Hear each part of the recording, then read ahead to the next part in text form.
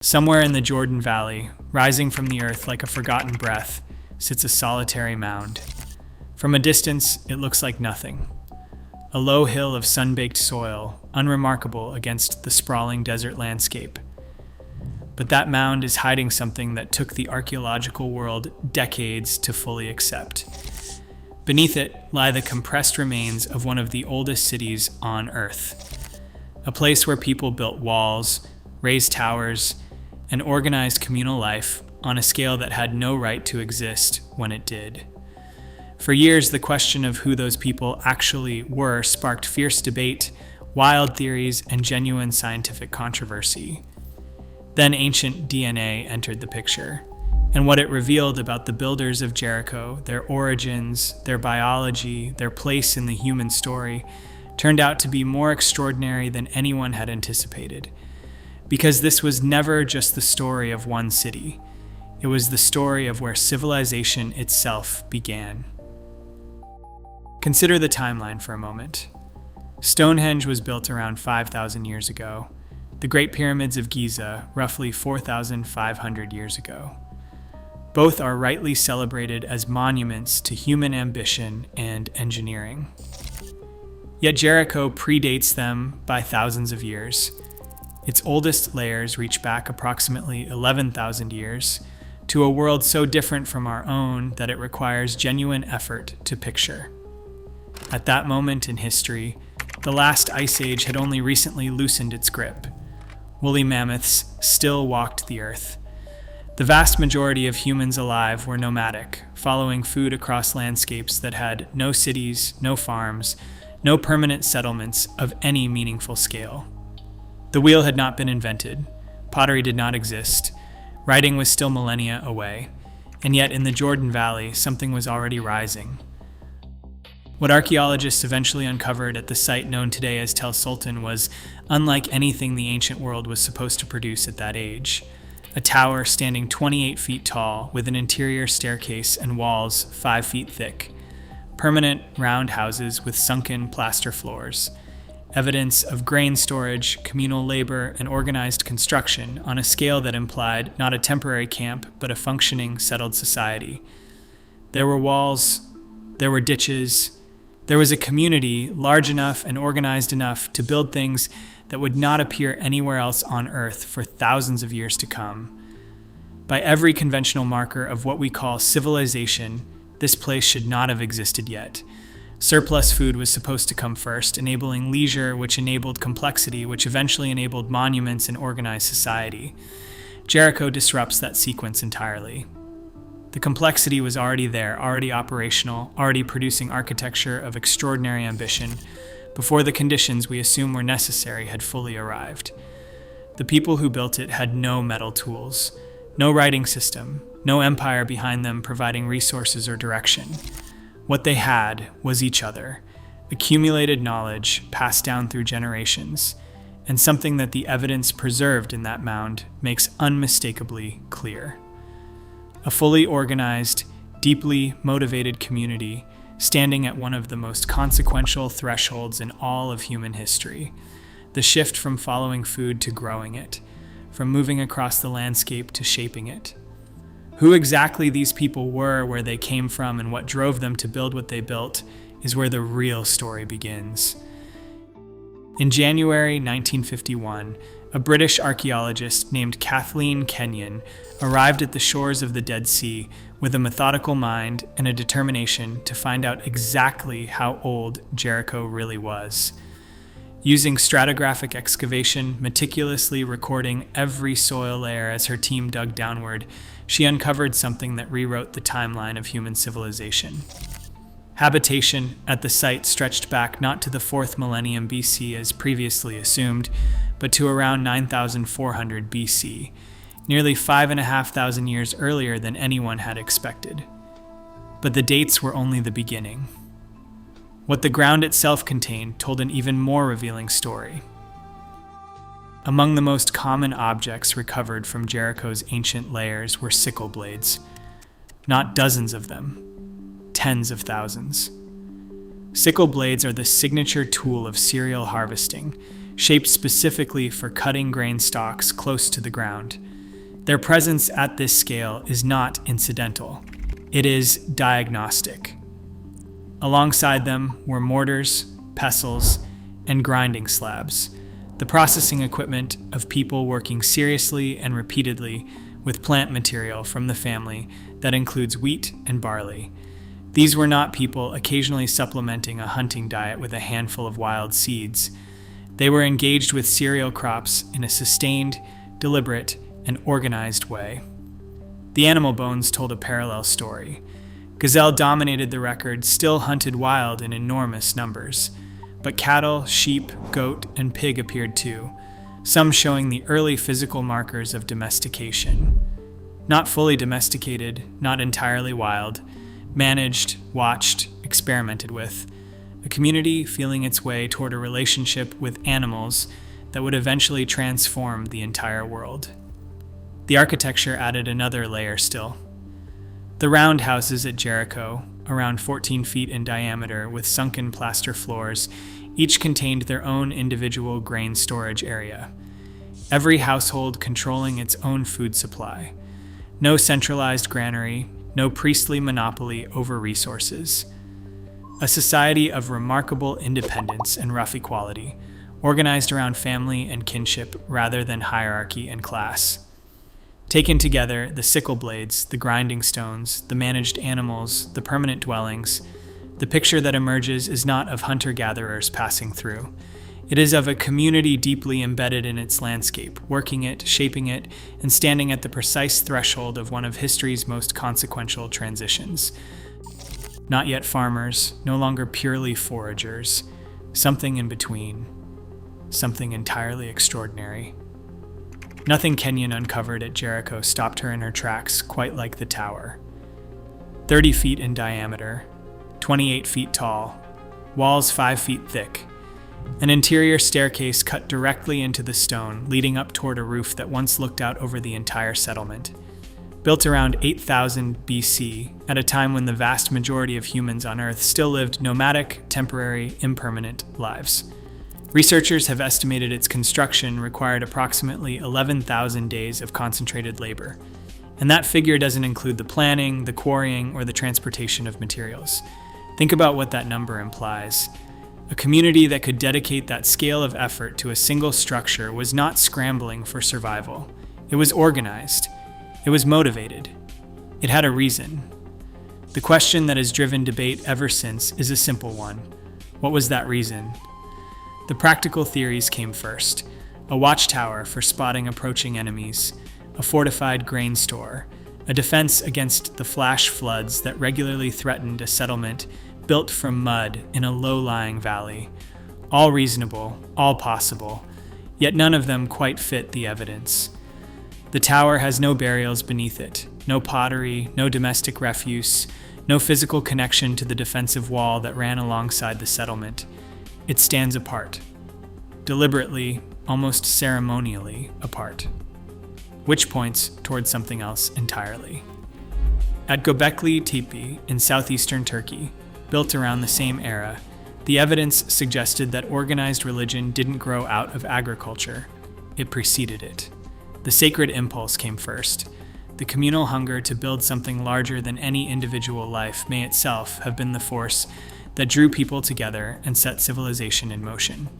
The tower at Jericho fits that argument with uncomfortable precision.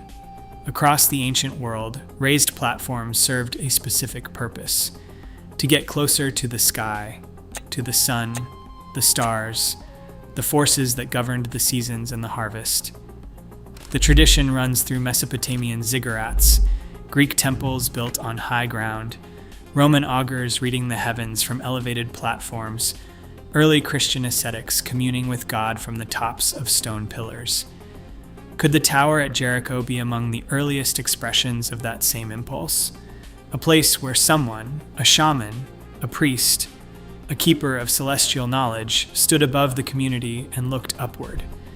We cannot say for certain. But the tower's silence on the question feels less like an absence of meaning and more like a meaning too large to easily name. The tower was not the only thing Jericho's ground gave up. In the layers above the pre-pottery Neolithic settlement, a new culture had taken hold. Scholars call them the pre-pottery Neolithic Bee people. And what defined them, what separated them from everything that came before, was one of the most striking funerary traditions ever uncovered in the ancient world. When a person died, the skull was removed from the body. It was then filled with clay, and external features were carefully molded onto its surface using plaster. Shells, often carefully chosen, were pressed into the eye sockets. Paint may have been applied to represent skin and facial features. The result was something between a portrait and a relic. A face reconstructed from death, preserved for the living. The body itself was buried beneath the floor of the house, but the skull, in many cases, appears to have been kept, displayed, looked at, lived alongside. The practice has been found at contemporary sites across the entire region, at Çatalhöyük in Turkey, at Tel Ramad near Damascus, at Ain Ghazal in Jordan, at sites south of the Sea of Galilee. This was not an isolated ritual confined to one community. It was a shared tradition stretching across hundreds of miles, binding together cultures that had no writing, no common currency, no formal institutions, yet clearly shared something deep and consequential about how they understood life, death, and what persisted between them. The leading interpretation among scholars is ancestor worship, the veneration of those who came before as a way of maintaining continuity between generations, of preserving wisdom, of demonstrating belonging and inheritance. In a world without written records, without legal documents or property deeds, keeping the face of a grandparent on a shelf may have been how you proved this land was yours, how you remembered who you came from, how you kept the dead present in the lives of those who followed. These were people with a concept of identity, of memory, of lineage, sophisticated in ways that have nothing to do with metal or writing and everything to do with being human. And then, by around 6000 BC, it stopped. The settlement was abandoned. The spring still flowed, but the city fell silent. Earthquake, environmental collapse, exhausted soil, overpopulation. The honest answer is that we don't know. What had thrived for millennia simply and without clear explanation ceased. For most of human history, the dead kept their secrets. Whatever stories they carried, wherever they came from, however far they had traveled, all of it disappeared with them into the earth. Then, in the last 2 decades, ancient DNA changed that completely. Scientists learned to extract and sequence genetic material from bones thousands of years old. And suddenly, the past began to speak in an entirely new language.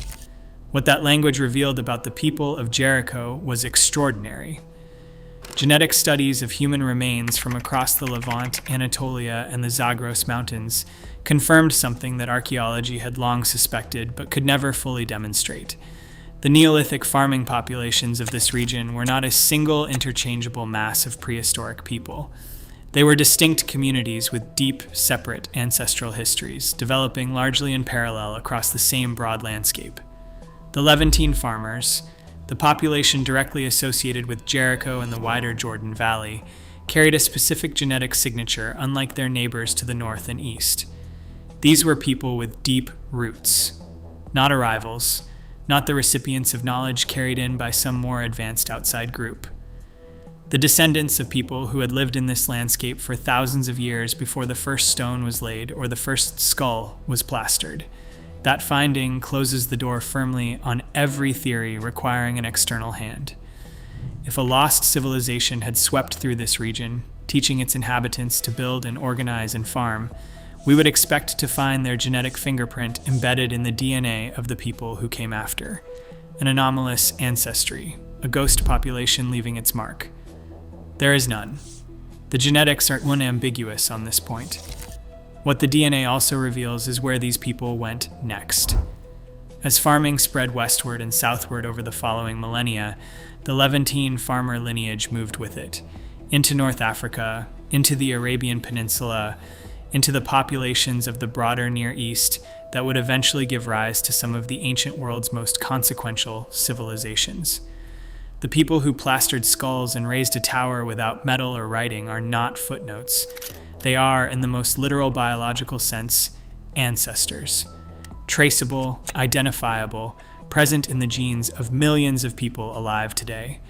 The distance of 11,000 years collapses into something immediate. The skull on the shelf, the tower reaching toward the sky. These were not strangers doing incomprehensible things. They were us, at the very beginning of everything. Jericho is usually described as one of the oldest cities on Earth, but that framing, accurate as it is, undersells what the site actually represents. Because Jericho is not just an old city, it is evidence of something fundamental about what human beings are and what drives them. The DNA, read alongside the archaeology, points toward a conclusion that inverts one of the most deeply held assumptions about how civilization develops. We have always told ourselves a neat story. Surplus food comes first. Surplus food enables leisure. Leisure enables thought. Thought eventually produces religion, art, monument building, and social complexity. The standard model of civilization runs in that direction, from the practical to the sacred, from the stomach to the sky. Jericho suggests the sequence may run the other way entirely. The social complexity was already present before full agriculture arrived.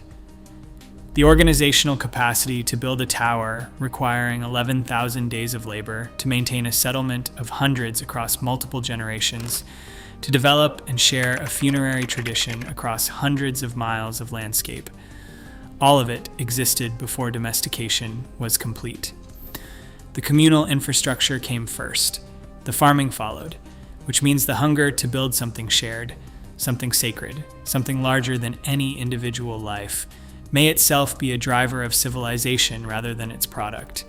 Not a reward that surplus food eventually unlocks, but a force that pulls communities together and sets everything else in motion. The fringe theories never considered this possibility. The lost civilization argument, the idea that ancient people required outside guidance, divine or otherwise, rests on a single unspoken assumption: that the people of the ancient Near East were not capable, not organized enough, not intelligent enough, not fully human enough to have done this themselves. The genetics make that assumption not just unlikely but impossible. These were fully modern human minds, cognitively and biologically identical to anyone alive today. The same brain that tracked animals across frozen plains, that navigated open ocean, that looked at a hillside or a desert spring and imagined something no one had ever built before and then built it. No gods were required, no vanished masters, no extraterrestrial guidance arriving from beyond the sky the tower was reaching toward. Only people. Specific, traceable, recognizably human people, doing what humans have always done when confronted with the vastness of existence. Reaching upward, building something to last. That solitary mound, rising from the Jordan Valley floor, contains something no monument of stone or metal could fully preserve: the compressed memory of 11,000 years of human ambition collapse in return, a spring that never dried up, a city that kept coming back. The DNA doesn't reveal hidden masters or forgotten gods standing behind the people of Jericho, guiding their hands. It reveals something far more powerful. People whose descendants are alive today, carrying in their genes the memory of a tower built before the wheel, a skull kept on a shelf to remember someone deeply loved, a community that looked at a desert oasis and decided to stay. Jericho didn't endure because something extraordinary was given to its people from outside. It endured because the capacity for greatness was never given to us at all. It was always already there, waiting, entirely human, reaching toward the sky.